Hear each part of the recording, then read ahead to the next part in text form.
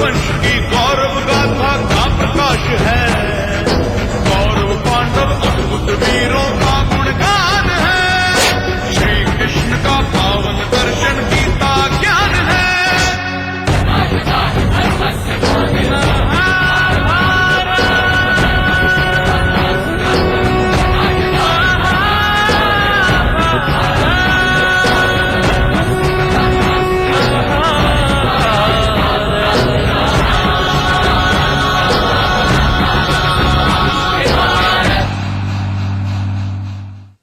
कृष्ण की मुरली की पुकार सुनकर राधा से रहा नहीं गया और उसके मन ने उसे हरा दिया।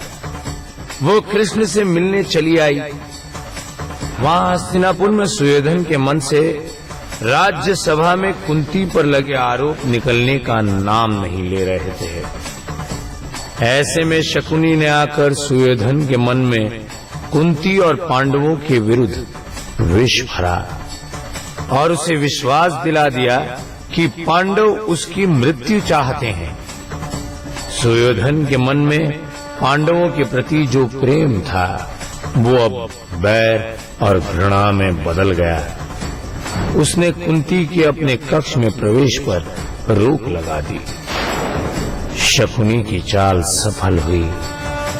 सुयोधन दुर्योधन में परिवर्तित हो गया और उसने पांडवों के संहार की शपथ ली। राधा तो मुझसे कह के गई थी कि वो सुशीला के घर जा रही है। अगर वो वहाँ नहीं पहुँची तो फिर गई कहाँ? अरे लखन, क्या हुआ? कुछ पता चला मेरी राधा के बारे में? पूरा गांव ढूंढ लिया काकी, पर वो कहीं नहीं है। देखा आपने, ये सब आपके लाड प्यार का परिणाम है और चढ़ाई अपनी लाडली को सर पर। मुझे क्या पता, पूछ कर तो वो तुम्ही से गई थी। उसकी सखियों के हाथ देखा? हाँ, उसकी सखियों के यहाँ पे भी जाके आया हूँ, किंतु वो वहाँ भी नहीं थी।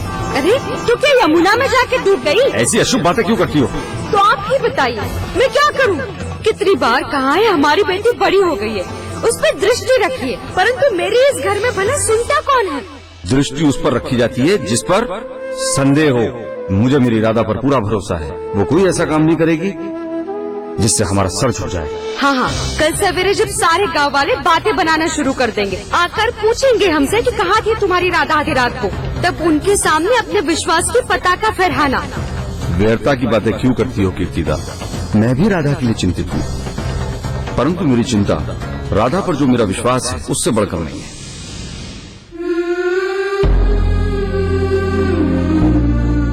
सब कितने चिंतित हैं। क्या बताऊंगी सबको कि मैं कहाँ थी।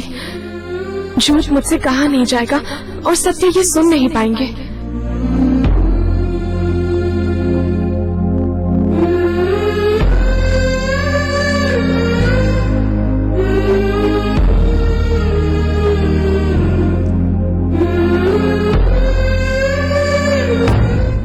बड़ी माँ, आप?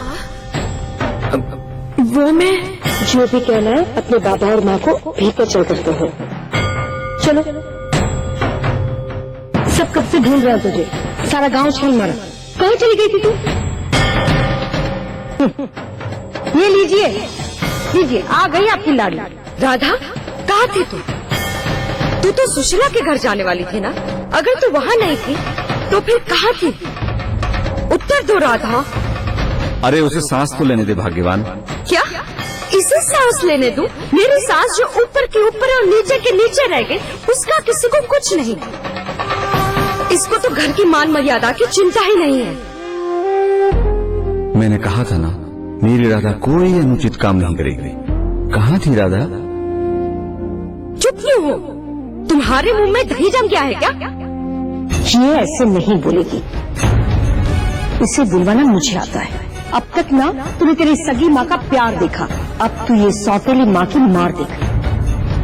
चल चल भीतर मेरे साथ चल। अरे अरे सुनो, बच्ची है वो। अभी भी आप अगर इसे बच्ची मानते रहोगे ना तो हमारी लाज नहीं बचेगी। कीर्तिदा की दाढ़ से तो बचा लिया तुझे, तब मुझे नहीं बताया कि कहाँ गई थी। बड़ी माँ, वो मैं यमुना तट पर गई थी ना? हाँ, हाँ पर आपको कैसे पता? तू तो नहीं मिली वहां, तुझे ढूंढने गई थी मैं। तू तो लौट आई, लेकिन ये तेरी बड़ी माँ का दिया हुआ उपहार मिला।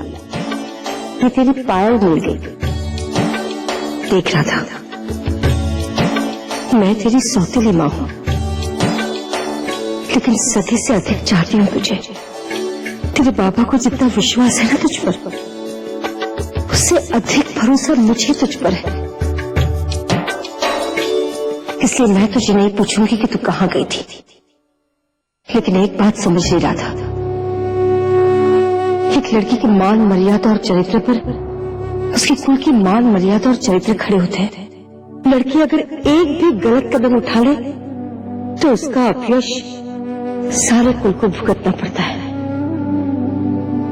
बड़ी माँ, मैंने ऐसा कोई काम नहीं किया जिससे कुल की आन पर कोई आँच आने पाए। जब तूने ऐसा कुछ नहीं किया तो तेरी दृष्टि क्यों झुकी हुई है? एक बात सदैव याद रखना राधा, सच्चाई सदैव आंखों में आंखें डालकर कहनी चाहिए। बड़ी माँ, मैंने ऐसा कोई अनुचित कार्य नहीं किया। मुझे तुझसे इसी उत्तर की अपेक्षा थी। चल, रात बहुत हो गई है, तो थोड़ा सा आराम कर ले, सो जा। कल होली दान है ना, बहुत सारा प्रबंध करना बाकी है। नहीं, ये सत्य है कि कान्हा से मिलकर मैंने कुछ अनुचित नहीं किया, परंतु ये सत्य सबको ना बताकर क्या मैंने उचित किया? ये कान्हा मुझे मिला ही क्यों? स्वयं तो झूठा है ही, मुझे भी सच छिपाना सिखा दिया है।